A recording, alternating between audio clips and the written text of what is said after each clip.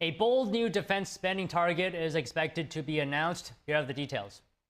The summit's centerpiece, a dramatic proposal, 5% of each member nation's GDP dedicated to defense, more than doubling the current NATO target. The proposal has the backing of NATO Secretary General Mike Rutte. The defense investment plan that allies will agree in The Hague introduces a new baseline, 5% of GDP to be invested in defense. This is a quantum leap that is ambitious, historic, and fundamental to securing our future. Trump's 24-hour stop in the Netherlands is brief, just like his G7 summit appearance last week, as international crises continue elsewhere. The backdrop, escalating violence in the Middle East and a wave of uncertainty across Europe, setting the stage for tense talks and high-stakes diplomacy.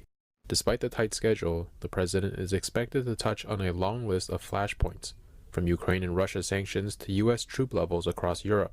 NATO leaders have spent months preparing for this moment, with U.S. officials abroad pushing hard for the 5% commitment. The reason I'm here is to make sure every country in NATO understands every shoulder has to be to the plow.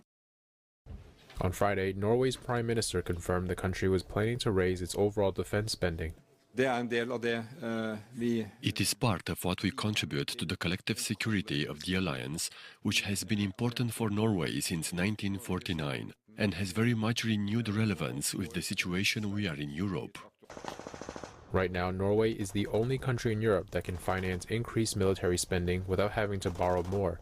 The UK, meanwhile, has also pledged to meet the 5% target.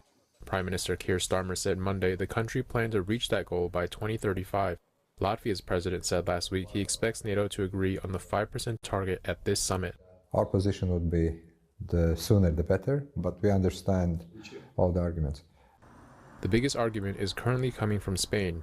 The country currently spends under 1.4% on defense, the lowest in NATO.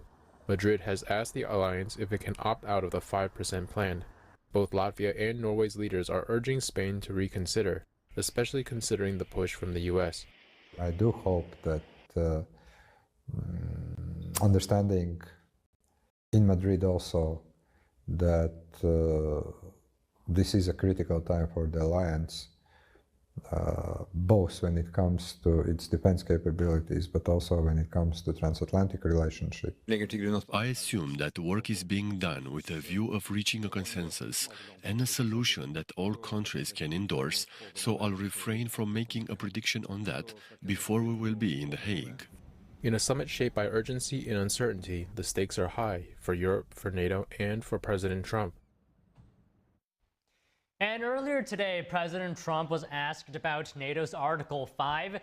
The alliance says that an attack on one is an attack on all, backing each other up. Here's what Trump said on Air Force One. It depends on your definition. There's numerous definitions of Article 5, you know, right? But I'm committed to being their friends. You know, I've become friends with many of those leaders.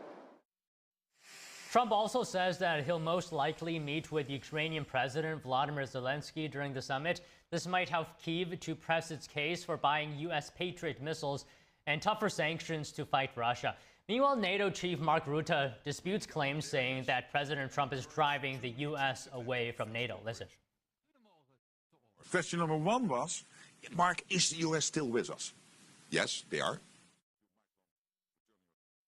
And President Trump today posted a screenshot from a message from NATO Secretary General Mark Rutte on Truth Social. In the message, Rutte congratulated Trump for his decisive action in Iran and said that all NATO allies agreed to spend at least 5% of their GDP on defense.